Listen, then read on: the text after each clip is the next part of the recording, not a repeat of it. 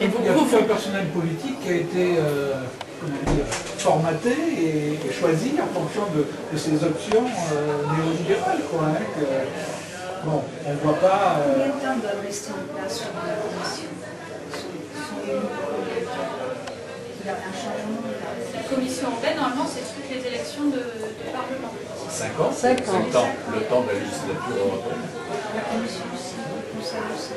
La commission suit le Parlement, donc la commission est nommée. Hein. Vous savez que chaque commissaire est nommé, c'est des grandes tractations entre États pour nommer tel et tel commissaire. Hein, donc on parle de Lagarde à la pire des commissions, qui est la commission concurrence. Donc chaque État négocie son petit commissaire européen. Et ça change tous les... Donc le Parlement a aussi ce droit-là, qu'il a exercé une fois, je crois, c'était en 2000. Il a le droit de révoquer la commission. Il avait révoqué une commission en 2000. Voilà. Donc il a ce droit-là aussi, hein, qui n'est pas rien non plus.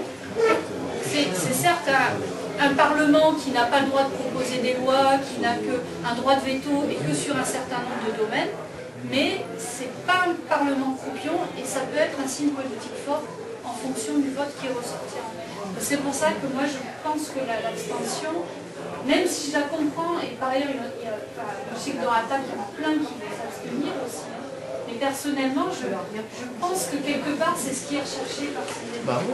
Sarkozy il sera aux anges. Chacun. S'il y a beaucoup d'abstention, il sera aux anges. On dit les juges ne peux pas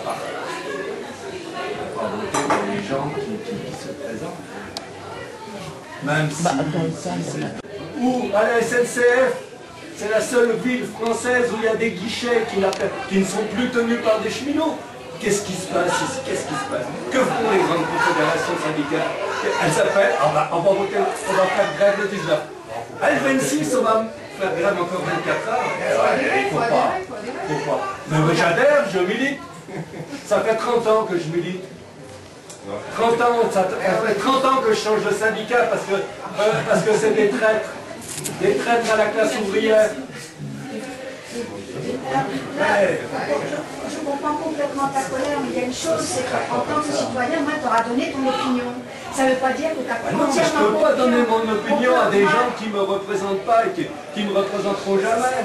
Quand je vois un parti qui présente, je ne vais pas reciter son nom, mais oui, on a compris.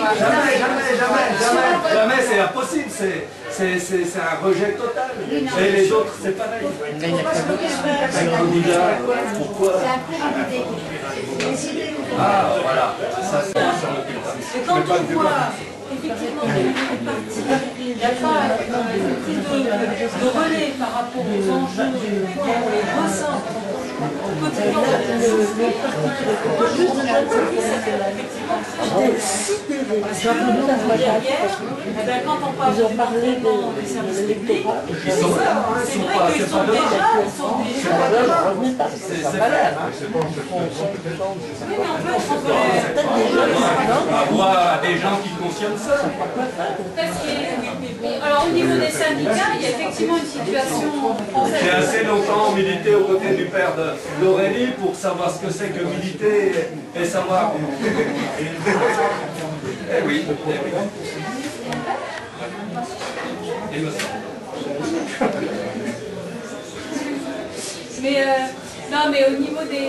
Je vais revenir sur les syndicats et la Confédération européenne des syndicats. N'empêche qu'elle est en train...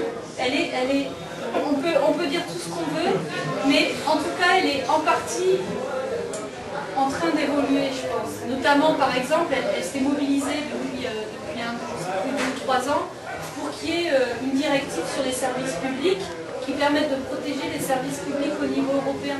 Et c'est nouveau, ça, qu'elle arrive à... C'est les seuls qui ont organisé à Bruxelles une manif contre la directive Bolkestein. On peut dire tout ce qu'on veut. Mais en plus, on ne peut pas mettre un trait comme ça sur la DGB, qui est une centrale de millions d'adhérents en Allemagne, sur les trains d'union britanniques, sur la FGTB en Belgique. Ça existe et ça représente quelque chose. Les travailleurs tels qu'ils sont, on peut le regretter. Ça, c'est les syndicats grecs qui ont donné des luttes exemplaires. Oui, donc, mais par ailleurs, moi la chose que je reproche, entre autres, c'est ce que tu disais, c'est-à-dire qu'en France, on a un manque total d'européanisation et d'internationalisation des syndicats, qui fait qu'on mène nos petites batailles, grosses batailles certes, mais en plus, il y a quand même, c'est vrai qu'il y a un problème aussi. Quand je discute avec des gens, on voit bien que ces grands, même les responsables syndicaux se le disent, c'est-à-dire qu'on a un problème avec ces grandes journées de mobilisation face à une crise globale du système capitaliste financier. On a des journées comme ça de mobilisation tous les 2 mois, et puis on voit bien qu'on n'y arrive pas parce qu'on est face à un pouvoir qui de toute façon n'entend rien. Donc là, la question, c'est effectivement, enfin je sais pas, mais moi je comprends la cause. Moi, ce que je voudrais ajouter, c'est que la destruction des syndicats, c'est aussi un projet néolibéral. Oui, bien sûr. Donc, si on va Oui, sauf qu'on peut se demander si les syndicats, sous prétexte, et ça se comprend, l'unité, parce que ça c'est un vrai problème de l'unité syndicale, tout important, mais quelque part derrière, est-ce qu'il n'y a pas non plus une peur du vide si jamais effectivement ils mobilisent et que ça échappe à leur hein, et donc aller trop loin, aïe.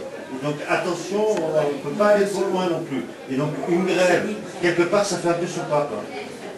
Moi oui, non, mais moi je suis cheminot, hein, vu ce qui se passe à la SNCF à l'heure actuelle, il y a 20 ans en arrière, on brûlait tout. Hein.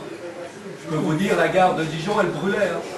Et là, sous la pression de confédération syndicale, la confédération, la confédération majoritaire à la SNCF, la CGT, il ne se passe rien.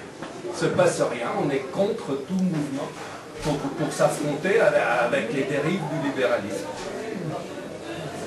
Mais inversement, en Allemagne, le mouvement syndical et altermondialiste a réussi à stopper la privatisation du rail. En Allemagne, en tout cas, elle l'a stoppé pour un bon moment. C'est-à-dire qu'il y avait un projet de privatisation du rail en Allemagne, et il y a 1 an, la loi a été repoussée parce qu'il y a eu des énormes mobilisations de l'ensemble du mouvement altermondialiste. C'était des mouvements syndicaux, plus attaques, etc. Bon. Mais bon, il n'empêche que ce mouvement syndical, il permet, et notamment là en l'occurrence en Allemagne, il a permis aussi d'arrêter des privatisations. Peut-être pas. Maintenant, ce qu'on peut dire, c'est qu'effectivement, si on veut que ça s'arrête réellement, il faut s'en prendre au niveau européen, puisque c'est des directives européennes de libéralisation. Donc, tant qu'on n'aura pas un vrai mouvement européen pour contrer la libéralisation des services publics, le danger, c'est que de toute façon, on nous dira toujours que ça a été voté au niveau de Bruxelles et puis qu'on est obligé de s'aligner. Oui, ben pour avoir un mouvement européen, il faut déjà avoir un mouvement national. S'il n'existe pas... Les gens ne savent pas que c'est voté à l'échelon européen. Ah, mais c'est ça, ils sont pas Ils ne savent pas, les gens communs de la rue.